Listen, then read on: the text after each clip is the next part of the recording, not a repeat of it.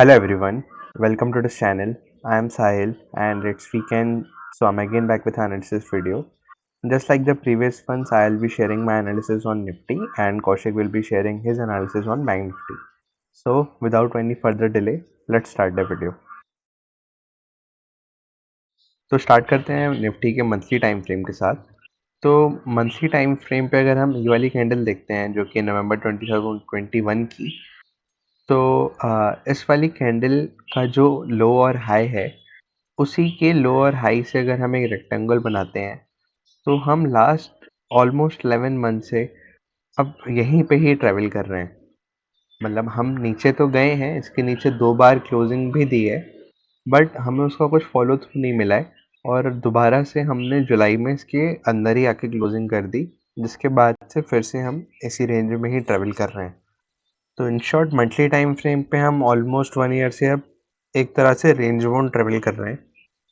तो अब जब तक हमें इस रेक्टेंगल के नीचे दोबारा से या इसके ऊपर जब तक क्लोजिंग नहीं मिलती, तब तक मंथली टाइम फ्रेम पे कुछ भी मेजर चेंज आना तो अभी फ़िलहाल नहीं दिख रहा है। तो ये था मंथली टाइम फ्रेम पे एक पॉइंट जो मैं लास्ट वीडियो में बताना भूल गया था। Now let's move on to weekly time. तो अभी अगर वीकली टाइम फ्रेम की बात की जाए तो हमने डिस्कस किया था वीकली टाइम फ्रेम पे एक एम पैटर्न बन रहा था जो कि कुछ ऐसा था, जिसके बाद हमने इसका ब्रेक थ्रू भी किया और हमने उसके बाद फॉल भी दिखाया जो कि है ऑलमोस्ट 17,000 के नीचे 16,900 800 तक का। और उसके बाद से हमने दोबारा से वहाँ से बाउंस दे दिया। बाउंस का एक रीज़न ये भी है कि हमें यहाँ पे दो दो ईएमए मिले जो कि है 21 ईएमए एंड 55 ईएमए। इन दोनों का जो सपोर्ट जोन था उसकी वजह से हमने लास्ट वीक यहाँ से बाउंस दिखाया है। और अब क्योंकि इस वाले पैटर्न के जो एम का स्ट्रक्चर होता है हमने इसके ऊपर क्लोज कर दिया दोबारा से, तो ये जो स्ट्रक्चर था एम पैटर्न का वो अब ख़त्म हो चुका है। तो अभी यहाँ से हमें यहाँ से ऊपर का तरफ देख सकते हैं, बिकॉज जो भी डबल टॉप वाला स्ट्रक्चर जो बना था उसको हमने इस वीक इस वाले एम पैटर्न के यहाँ पे ऊपर क्लोज करके उसको बंद कर चुका है। अच्छा, एक और चीज़ अगर हम देखें तो लास्ट वीक हमें वॉल्यूम्स काफ़ी कम देखने को मिले हैं। यहाँ पे स्पॉट वाले पे इसलिए दिखा रहे हैं क्योंकि ट्रेडिंग व्यू का नया फीचर है, तो अब आपको वॉल्यूम्स देखने के लिए फ्यूचर्स में नहीं जाना पड़ता, डायरेक्ट स्पॉट प्राइस में भी दिखाता है। तो एनीवेज यहाँ पे हम देखें तो लास्ट वीक वॉल्यूम्स भी काफ़ी कम आए हैं। इसका रीज़न तो एग्जैक्टली मुझे नहीं मालूम, बट ये वाला जो क्लोज़ है जो इसके ऊपर हमने किया है, तो अगर नेक्स्ट वीक भी हम इसके ऊपर क्लोज कर लेते हैं जो कि है 180 के ऊपर 17,180 के ऊपर, तो हम कंफर्म कर सकेंगे कि ये जो एम पैटर्न था ये नेगलेक्ट हो चुका है और ये वाला जो ईएमएस का क्लस्टर था हम यहाँ से सपोर्ट लेके दोबारा से एक बार हाई को टच करने का ट्राई कर सकते हैं अगर यहाँ पे वॉल्यूम्स अच्छे आते हैं और मोमेंटम अच्छा रहता है। तो ये था वीकली टाइम फ्रेम पे outlook. Now let's move on to daily time frame.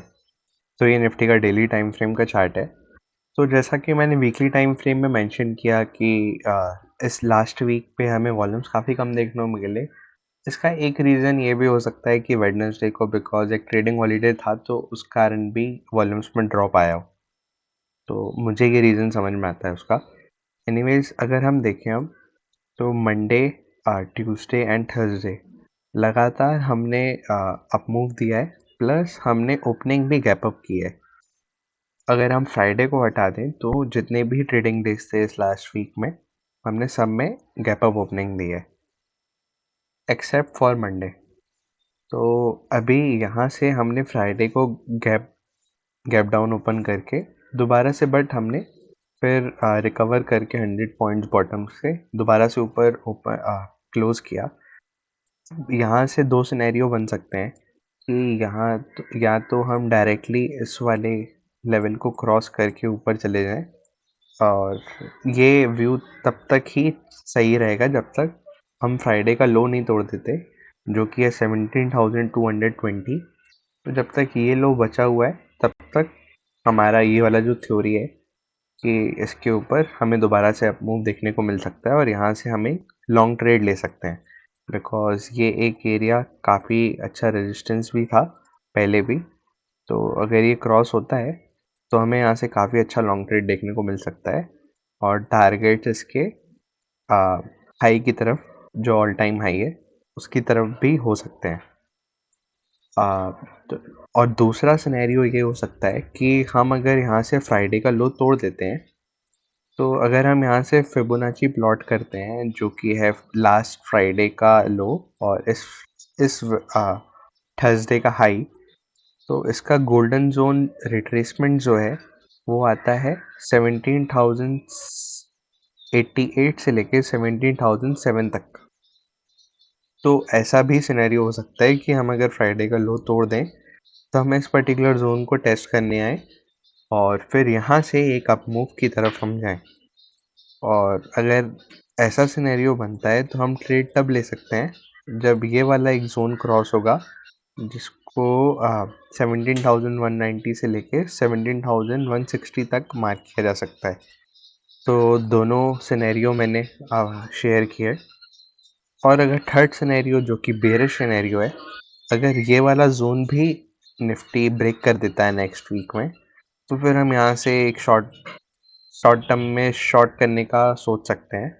Because ये एक तरह से ये वाला जो फॉल आया और फिर ये जो बाउंस आया, ये बाउंस इस वाले फॉल का फिर रिट्रेसमेंट कहलाएगा। तो हम यहाँ से फिर काफ़ी अच्छा डाउन मूव एक्सपेक्ट कर सकते हैं। तो ये 3 सिनेरियो हैं जो निफ्टी में हो सकते हैं और उसका स्टॉप लॉस हमें कहाँ पे रखना है। तो अगर हम पहले वाले सिनेरियो की बात करें तो हमें इसके ऊपर जो कि है 17,427 जो कि हमारा थर्सडे का हाई था, उसके ऊपर जाने के बाद हम या तो फ्राइडे को लो को और या तो फिर थर्सडे के ही लो को हम एज अ स्टॉप लॉस लेके लॉन्ग कर सकते हैं। ये था पहला सिनेरियो। दूसरा सिनेरियो जो गोल्डन जोन का रिट्रेसमेंट था जो कि था 7,707 से लेके 7,090 तक के रेंज में अगर हमें मिलता है निफ्टी, तो वहाँ से भी हम एक बार लॉन्ग कर सकते हैं, जिसका हम स्टॉप लॉस रखेंगे उस पर्टिकुलर जोन के नीचे। तो हम 960 940 तक का स्टॉप लॉस रख सकते हैं। तो अब अगर बात करते हैं शॉर्ट टर्म शॉर्ट करने के लिए वाली ट्रेड के बारे में, तो अगर हम गोल्डन जोन को भी यहाँ से ब्रीच कर देते हैं और उसके नीचे क्लोज कर देते हैं अच्छे मोमेंटम के साथ, तो हम वहाँ से अगेन 100 टू 200 पॉइंट्स और 7,080 7,100 का स्टॉप लॉस रख के वहाँ से एक शॉर्ट ट्रेड एक्सपेक्ट कर सकते हैं। So this was my analysis on Nifty. I hope you liked it and it was useful. Now let's move on to Kaushik and let's hear his view on Bank Nifty. Hello everyone. इस video में हम Bank Nifty के analysis की बात करेंगे for the coming days and how we can position ourselves in this market. हमने ये बात किया था कि ये जो ट्रेंड लाइन ब्रेकडाउन हमें देखने को मिला है, ये एक तरह से बियर ट्रैप की तरह काम कर सकता है, बिकॉज यहाँ पर 100 ईएमए का डेली टाइम फ्रेम पर सपोर्ट था। आप देख सकते हो अगले ही दिन यहाँ पर बहुत ही एक शार्प अपमूव देखने को मिला था। हमने ये भी बात किया था कि इस जंक्चर पे शॉर्ट्स फेवरेबल नहीं है और हमें 39,000 एटलीस्ट 39,500 या उसके हायर लेवल्स का वेट करना चाहिए। और अगर हमें आर्ली टाइम फ्रेम या डेली टाइम फ्रेम पर कोई भी बेयरिश पैटर्न देखने को मिलता है तो हमारा सेल एक्टिवेट हो जाना चाहिए। आप देख सकते हो यहाँ पर थर्सडे के दिन यानी एक्सपायरी वाले दिन हमें एक बहुत ही ब्यूटीफुल इन्वर्टेड हैमर देखने को मिला। अब इसके लो के नीचे हमारा सेल ऑब्वियसली एक्टिवेट हो गया था। फ्राइडे को मार्केट इसके जस्ट थोड़े से नीचे खुला और हमें 300 पॉइंट्स का सेल ऑफ इंट्राडे में ही मिल गया। पर आप अगर देखो तो यहाँ पर एक बहुत ही शार्प अपमूव आया और मार्केट ने एक हैमर पैटर्न में क्लोजिंग दी। ये किस लिए हुआ? बिकॉज अगर आप यहाँ पे देखो तो यहाँ पर 50 ईएमए और सुपर ट्रेंड का कॉन्फ्लुएंस सपोर्ट जोन था, विच इज़ वाई मार्केट ने 300 और 350 पॉइंट्स इंट्राडे ही रिकवर कर लिया। बट वो सबको पता है कि वो एक तरह से ट्रैप मूव था, क्योंकि अगर आप अभी एस देखो तो एज ऑफ फ्राइडे की क्लोजिंग एस 250 पॉइंट्स का गैप डाउन दिखा रहा है on Monday, which is equivalent to 500 or 600 points on Bank Nifty. Basically, if that happens, Bank Nifty will be opening below the low of this hammer and intraday the sell-off can continue at least till this trend line levels, which is around 38,300 to 38,350 levels. So we are looking at 38,400 levels tomorrow itself, which is a 1100 or 1200 points fall from 39,600 levels of what we had discussed in the previous video. अब अगर आप देखो तो जब तक हम ये वाली कैंडल यानी 6 अक्टूबर वाली कैंडल 39,600 का जो हाई है, हम लोग जब तक इसके ऊपर 2-3 दिन कंसेक्यूटिवली ट्रेड नहीं करते, तब तक बैंक निफ्टी सेल साइड में प्रॉपरली आ चुका है. We can go to test 200 EMA in the coming days, which is around 36,900 levels, 900 odd levels. अब अगर आप फिबोनाची पे देखो तो ये जो पूरा फॉल था, आपको एक बहुत ही सही चीज़ देखने मिलेगी. ये जो पूरा फॉल था, बैंक निफ्टी ने इसका 0.5 रिट्रेस किया है. अब अगर ये फिर से अपना डाउन मूव कंटिन्यू करता है तो it can go till 35,240 levels, which is the 1.5 extension of this whole fall. So basically this was this was the downfall, this was the retracement, and we can go down till 35,250 levels as well, which seems very much possible given the market structures and the global sell-offs which is happening. और अगर आप ये levels देखो 36,000 odd levels यानी 35,950 से 36,100 के levels, ये levels इसलिए भी इम्पोर्टेंट है क्योंकि अगर आप डेली टाइम फ्रेम पर देखो तो ये एक मैसिव डब्लू हमें यहाँ पर देखने को मिला है जिसका रीटेस्ट पेंडिंग है. तो इस जंक्चर पे मैं बोलूँगा यहाँ पर लॉन्ग्स अभी भी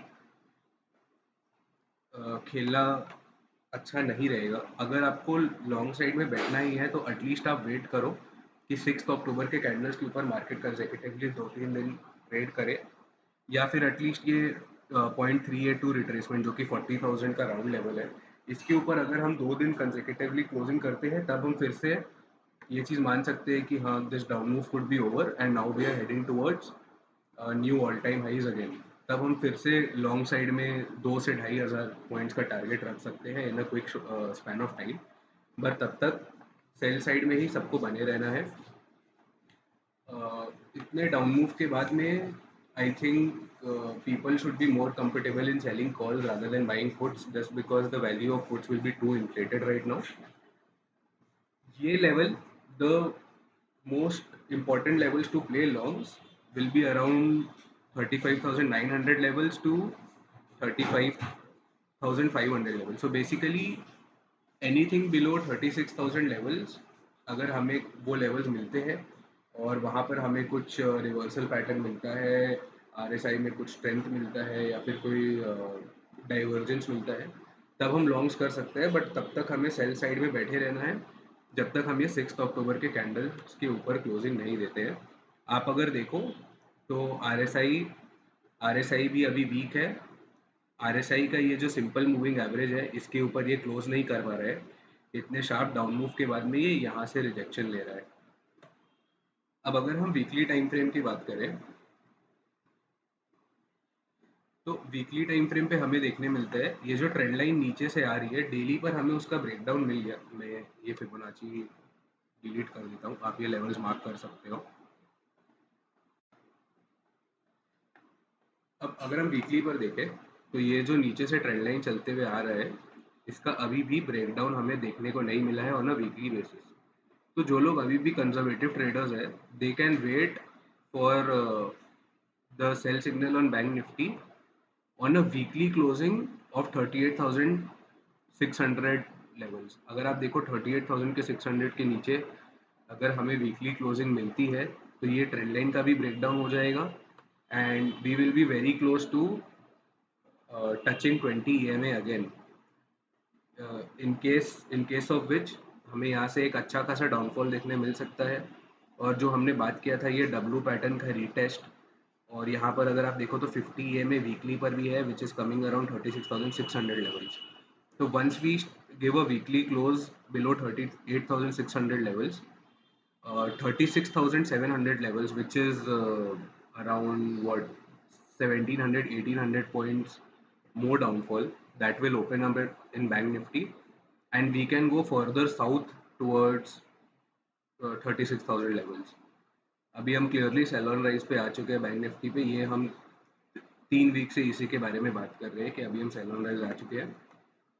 अगर आप मंथली टाइम फ्रेम पर भी देखो तो मंथली टाइम फ्रेम पर भी आपको यहाँ पर एक एक तरह से आपको ग्रेवस्टोन डोजी देखने को मिल रहा होगा। आप कुछ लोग इसको इन्वर्टेड हैमर भी बोलेंगे, कुछ लोग ग्रेवस्टोन डोजी भी बोलेंगे। बट इसका जो लो है 37,400 के नीचे, ये सेल सिग्नल इसका एक्टिवेट हो जाएगा। और इसका जो मिनिमम टारगेट है वो जो इसका शेडो है which is around 3,000 points. Okay, तो इसके लो के नीचे हम लोग अगर 3,000 पॉइंट्स प्रोजेक्ट करें which is 34,400 levels. Okay, these are extreme targets, let's not talk about these right now. Let's just take one step at a time, but everything is pointing towards uh, bearishness on bank nifty। अगर आप देखो, मैं ये वाला diagram delete कर देता हूँ, तो आपको दिख रहा होगा कि सुपर ट्रेंड भी 35,950 लेवल्स के आसपास आ रहे हैं। तो अगर आप ट्रेंड लाइन के ब्रेकडाउन के टारगेट्स देखो, फिबोनाची के टारगेट्स देखो, जो हमने डब्लू पैटर्न का बात किया था डेली पर और जो कि वीकली पर भी क्लियरली विजिबल है, सबके टारगेट्स 36,000 लेवल्स के आसपास आ रहे हैं। Given all these points in mind, I am clearly bearish on this market, as well as considering the global scenarios. I am clearly bearish on this market, and in the coming days, we are looking towards 36,000 on Bank Nifty easily, which is a 3,000 points from here, and hopefully we'll achieve this target in this month itself. Saying that 20 to 24th of October are major dates, and we could obviously see a higher bottom formation during those dates। ये हमने पिछली video में भी बात किया था। तो look out for those dates. अगर उन डेट्स तक ये टारगेट्स अचीव नहीं होते हैं डाउन साइड के, और अगर हम यहाँ से ऊपर निकलना स्टार्ट करते हैं, तो I would have no problem in accepting a change in my opinion and then changing my view from bearish to bullish। But till then, please stay on the sell side in Bank Nifty in whichever way you are comfortable. Keep your position size low, and remember, only your risk is in control in these markets। Thank you.